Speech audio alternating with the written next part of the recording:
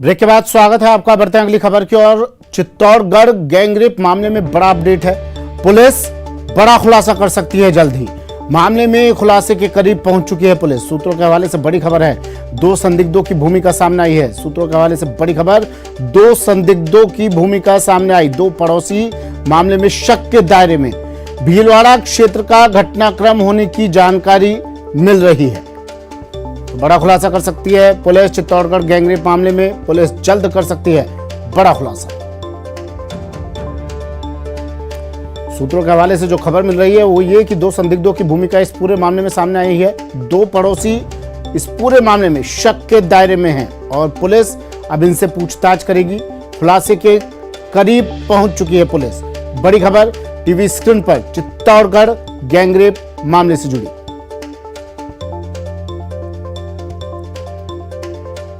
बड़ा खुलासा पुलिस कर सकती है इस पूरे मामले में। 2 पड़ोसियों की भूमिका संदिग्ध नजर आ रही है। मामले में खुलासे के करीब पहुंच चुकी है पुलिस और इन दोनों पड़ोसियों से पूछताछ की जा रही है। जल्द पुलिस बड़ा खुलासा कर सकती है। सूत्रों के हवाले से यह बड़ी खबर मिल रही है। 2 संदिग्धों की भूमिका इस पूरे मामले में सामने आई है। चित्तौड़गढ़ से सहयोगी सुभाष वैरागी फोनलाइन पर जुड़ गए हैं। सुभाष, क्या अपडेट? इस पूरे मामले में बड़ा अपडेट यह है कि पुलिस की जांच जो है लगभग पूरी हो चुकी है और कुछ ही समय में पुलिस इसका आधिकारिक खुलासा कर सकती है। लेकिन सूत्रों के हवाले से बड़ी जानकारी सामने आई है। इसमें 2 पड़ोसी युवक जो हैं उन्होंने इस जो मूक बधिर युवती है उसके साथ गैंगरेप किया है। गैंगरेप में उन दोनों की भूमिका सामने आई और बड़ी बात यह कि पूरा घटनाक्रम जो है भीलवाड़ा जिले का बताया जा रहा है। हालांकि पहले चित्तौड़गढ़ का होने की जानकारी सामने आई थी। इसमें ज्वाइंट टीम बनाई गई थी, लेकिन अब टीम ने खुलासा करने की स्थिति में आ गई और कुछ ही समय में हो सकता है इसमें पूरा आधिकारिक खुलासा भी हो जाए और आरोपी गिरफ्तारी भी है। लेकिन 2 जो पड़ोसी युवक हैं उनकी भूमिका पूरी तरीके से इस पूरे मामले में सामने आई और पुलिस उन दोनों के जो खुलासे के करीब है वो पहुंच चुकी है और जल्दी ही पुलिस के जो हाथ है उन दोनों आरोपियों गिरफ्तार तक होंगे जिन्होंने एक मूक बधिर बालिका को, युवती को अपनी हवस का शिकार बनाया और इस अमानवीय कृत्य को अंजाम दिया। पुलिस जांच अधिकारियों से आपकी बात हुई, क्या कह रहे हैं? क्योंकि उनके बयान तो बार बार बदल रहे हैं। जी बिल्कुल, मैं आपको बताना चाहूंगा कि पुलिस अधिकारियों की आधिकारिक रूप से जो है वो कुछ ही देर में खुलासा होने की बात पुलिस अधिकारियों द्वारा कही जा रही है। लेकिन प्रारंभिक तौर पर जो जानकारी सामने आई है वो साफ तौर पर जाहिर करती है कि इस पूरे घटनाक्रम में जो युवती है उसके जो 2 पड़ोसी युवक हैं उन्हीं दोनों की भूमिका इसमें पूरी तरीके से सामने आ पाई है और पुलिस की जांच में इस बात की पुष्टि हो चुकी है। हालांकि आधिकारिक रूप से पुलिस ने इसका खुलासा नहीं किया, लेकिन कुछ ही देर में संभव है कि इस पूरे मामले में खुलासा हो जाएगा। सबसे पहले न्यूज 18 के पास ये सब जानकारी है कि इस पूरे मामले में 2 पड़ोसी युवक हैं जो पुलिस के दायरे में है और जल्दी उनकी गिरफ्तारी हो सकती है। ठीक है, आधिकारिक रूप से खुलासा हो जाएगा थोड़ी देर में। लेकिन सुभाष, पुलिस तो पहले ही फैसला सुना दिया था पुलिस जांच अधिकारियों ने, अब फिर से वो अपना फैसला बदलेंगे? इसमें फिलहाल फैसला पुलिस ने कुछ सुनाया नहीं था। जांच अधिकारियों ने ज्वाइंट टीम जो बनाई गई थी, ज्वाइंट टीम के खुलासे, जांच के बाद खुलासे की बात कही जा रही थी प्रारंभिक रूप से, लेकिन 2 जिलों से जुड़ा हुआ मामला होने के कारण इस पूरे मामले में जो गफलत की स्थिति बनी थी इसमें पुलिस ने बाद में अपने किसी तरह के आधिकारिक स्टेटमेंट देने से साफ तौर पर इनकार कर दिया और जांच के बाद जो है पूरी बात करने और पूरे मामले में आधिकारिक रूप से कुछ कहने की बात अंतिम रूप में सामने आई थी। फिलहाल पुलिस ने इस पूरे मामले में आधिकारिक रूप से कुछ कहा नहीं है, लेकिन ये पुख्ता हो चुका है कि इस पूरे मामले में 2 आरोपी हैं जो युवती के पड़ोसी हैं और भीलवाड़ा जिले का एक घटनाक्रम है। ठीक है, शुक्रिया सुभाष तमाम जानकारी के लिए। तो जल्द बड़ा खुलासा हो सकता है। सूत्रों के हवाले से बड़ी खबर, 2 पड़ोसियों की भूमिका संदिग्ध इस पूरे मामले में नजर आ रही है। अब इनसे पूछताछ की जाएगी। बड़ी खबर, मुख्यमंत्री अशोक गहलोत की अहम बैठक आज। पुलिस के कामकाज की समीक्षा बैठक, कानून व्यवस्था को लेकर यह अहम बैठक होनी है। सीएम आज पुलिस के कामकाज की समीक्षा करेंगे। वीसी के जरिए कई आला अधिकारी जुड़ेंगे। पुलिस के कामकाज की समीक्षा होगी। मुख्यमंत्री अहम बैठक लेंगे आज। वीसी के जरिए कई आला अधिकारी इसमें जुड़ेंगे। सीएम की अहम बैठक आज, पुलिस के कामकाज की होगी समीक्षा। वहीं बजट की तैयारी में भी गहलोत सरकार जुट गई है। राज्य स्तरीय कर परामर्शदात्री समिति की बैठक कल होनी है। सीएम अशोक गहलोत की अध्यक्षता में शाम 4 बजे बैठक होगी। बजट पूर्व सुझावों पर विचार विमर्श किया जाएगा। वीसी के जरिए मीटिंग से कई अधिकारी जुड़ेंगे। व्यापार समिति सदस्य भी इसमें शामिल होंगे।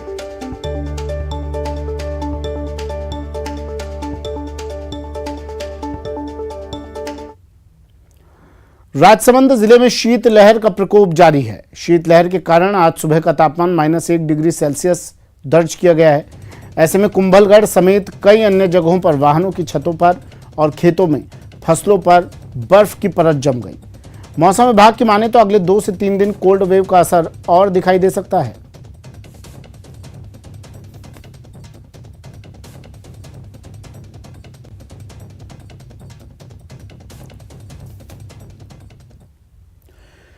चाहे दुष्कर्म के बढ़ते मामले हों, किसानों की जमीन नीलामी का मुद्दा हो या फिर रीट पेपर लीक की बात हो, सरकार को निशाने पर लेने का कोई मौका बीजेपी नहीं चूक रही है। ऐसे में आने वाला है प्रदेश का बजट।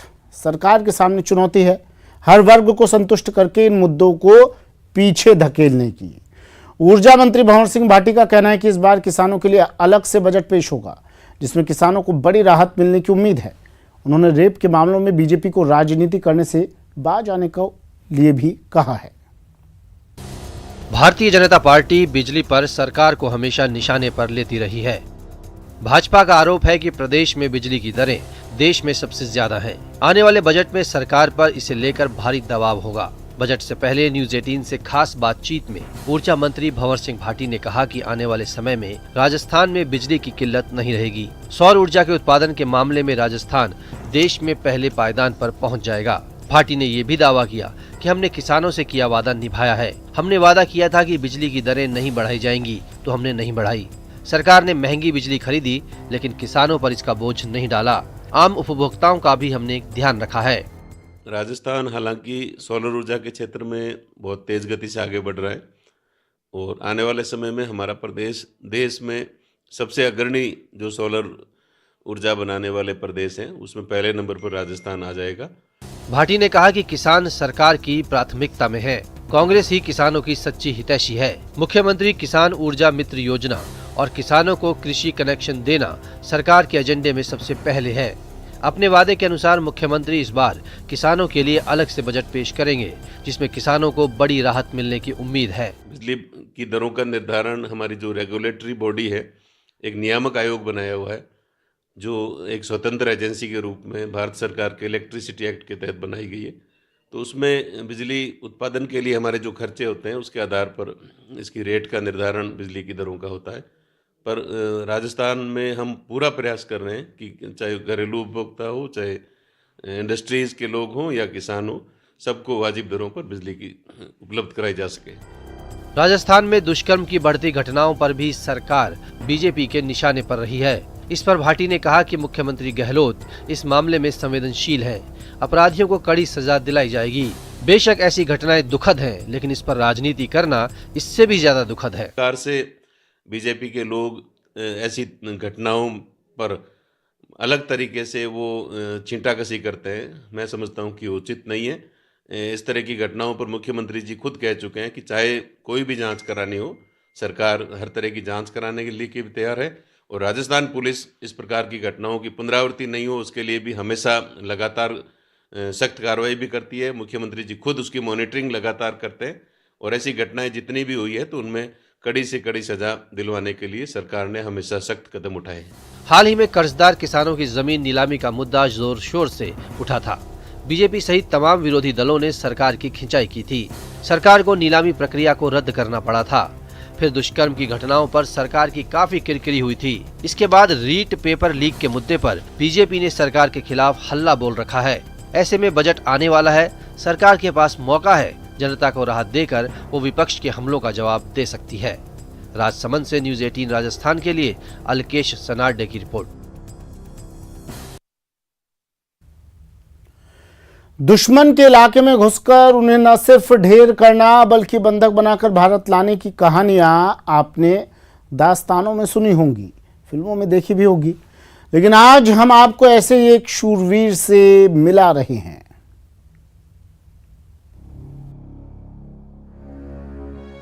झुर्रीदार चेहरा, सफेद बाल पर जलवा बेमिसाल। जी हां, आम से दिखने वाले इन बुजुर्ग की कहानी बेमिसाल है। बहादुरी का ये वो चेहरा है जिस पर हिंदुस्तान को नाज है, मरुधरा को अभिमान है। सीने पर सजे एक एक मेडल बहादुरी की हजार हजार दास्तां बयां करते हैं। कई तो ऐसे हैं जो सुनने वाले को हैरान कर देते हैं। हाड़ मास का एक आदमी ऐसे अद्भुत अविश्वसनीय कार्यों को कैसे अंजाम दे सकता है? क्या उसे मौत का खौफ नहीं होता? वो जांच करूंगा बीच में, मतलब 20 गज को फर्क लिया एक ना, बाई तरफ दाई तरफ से पिस्टल को फायर करियो एक ने, वो मेरा बाया पक्का तो लगी को ना, बूट पाट को आगे होने। 1971 के भारत पाक युद्ध के किस्से सुनाते हुए झुंझुनू के ओजटू गांव के निहाल सिंह के चेहरे पर जैसे चमक लौट आती है। वे युद्ध की यादों में खो जाते हैं। बताते हैं कि 1971 के युद्ध में उनकी ड्यूटी बाड़मेर सरहद पर थी। उन्हें और उनके साथियों को पाकिस्तान की तरफ से दुश्मन के गोला बारूद से भरे 2 बड़े ट्रक आते दिखाई दिए, जो सरहद में घुसते ही भारी तबाही मचाते। सभी जयकारे लगाते हुए दुश्मन को रोकने के लिए उसी की सरहद में घुस गए। भारतीय जवानों को देखते ही पाकिस्तानियों ने फायरिंग शुरू कर दी। दुश्मन की पहली गोली निहाल सिंह के सिर के पास से गुजरी। मौत छूकर निकल गई थी, आश्वस्त कर गई थी, खेलो जितना खेलना है, आज का दिन तुम्हारा है। इसके बाद निहाल सिंह और इनके साथियों ने ऐसी बहादुरी दिखाई कि पूछिए मत। निहाल सिंह ने बॉर्डर में घुसकर दुश्मन फौज के 24 जवानों को गोलियों से भून डाला। इसी दौरान इन्होंने मौका देखकर गोला बारूद से भरे दुश्मन के ट्रक को आग के हवाले कर दिया। निहाल सिंह और इनके साथियों के पराक्रम के आगे दुश्मन ढेर हो गए। जो बचे थे वो पीठ दिखाकर भागने लगे। निहाल सिंह दुश्मन के 8 जवानों को बांधकर भारत ले आए। इसके बाद वो दिन भी आया जिसकी चमक आज तक इनकी आंखों में दिखती है। देश के तत्कालीन राष्ट्रपति वीवी गिरी ने इन्हें वीर चक्र से सम्मानित किया। खलासी बहुत बड़ा करे जना मेरे का बाजो मन मना मारियो जोरामती लाए। वो आया 2 डंगरी जना वो पकड़े ना, मैं इसके इनका वृष्ट मारे तो उनका हाथ जुड़िया हथाड़िया में लग गयो। वो पड़ी मेरी पड़ता ही पूरा मेघ जिन में 23 आदमियों में काट दियो, वैसा पड़ी मेरिया। इवियो बेरो को न लगी थी, कौन लगी पड़ी सगड़ा पड़ी मेरे अब। उनके बाद में 5-5 मेघ जिनाया खड़िया का बांधा गया कोथली बना के, मैं वो खाली गाड़ के बड़े दूसरों चढ़ा के कम 2 कम 3 कम 2 पड़े 34 राउंड पूरी उनमें 23 आदमियों में काट दी। 22 में एक तो वो ट्रक का थोड़ा मारे है और से ने मार दिया। अब 8 है जीपा में उनका हाथ बांध के ला के बाड़मेर में ड्यू हेडक्वार्टर हो, ड्यू कमांडर ने दे दिया ये मैं कदी लाया ये वो ना दिल्ली कद भेजा के कद छोड़ा उन्हें वो आगे मानक दे रहा। 1971 के युद्ध का नायक आज भी बहादुरी के अपने अविश्वसनीय किस्से से पीढ़ियों को प्रेरित कर रहा है। उनमें देश प्रेम का जज्बा जगा रहा है। न्यूज़ 18 राजस्थान के लिए झुंझुनू से कृष्ण सिंह शेखावत की रिपोर्ट।